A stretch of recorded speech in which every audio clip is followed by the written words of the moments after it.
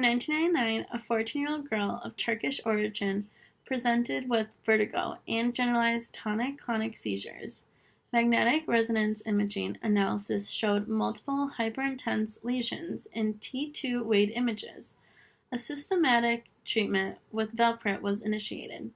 In 2002, 3 years after onset of central nervous system inflammation, a mild thrombocytopenia occurred for the first time, but no further diagnostics were carried out.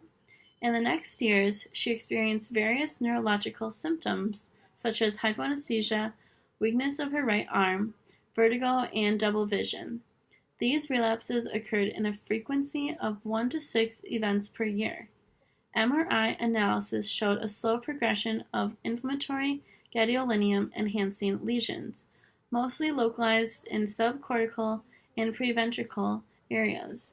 Conventional angiographies revealed no signs of vessel stenosis, sinus thrombosis, or other signs indicative of primary CNS vasculitis.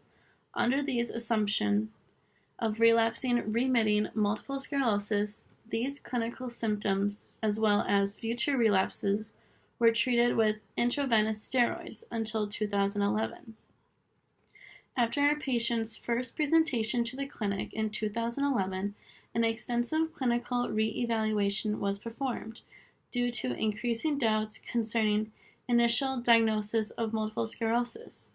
Analysis of cerebrospinal fluid showed lymphocytic paleocytosis, intrathecal synthesis of IgG and IgM, impairment of blood-brain barrier integrity, and positive oligoclonal bands.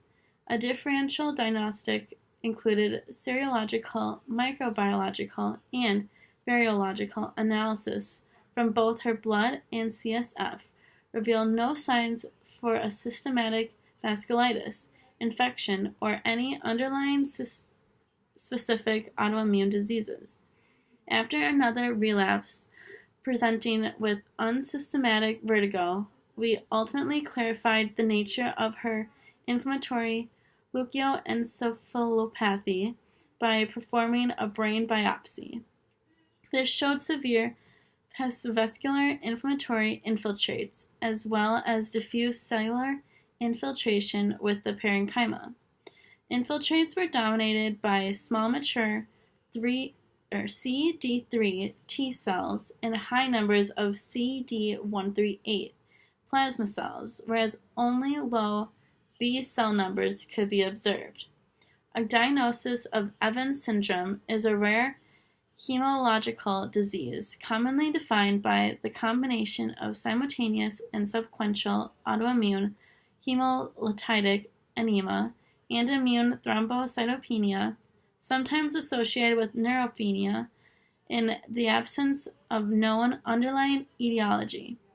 Based on the detection of CD20 B cells and CD138 cells, plasma cells, both by flow cytometry assessment of her CSF by immunohistochemical stainings, we initiated treatment with an anti-CD20 monoclonal antibody rituximab. This treatment regimen could be beneficially used in CNS inflammation and has already been reported to be effective in cases of ES. Prognosis: Evans syndrome.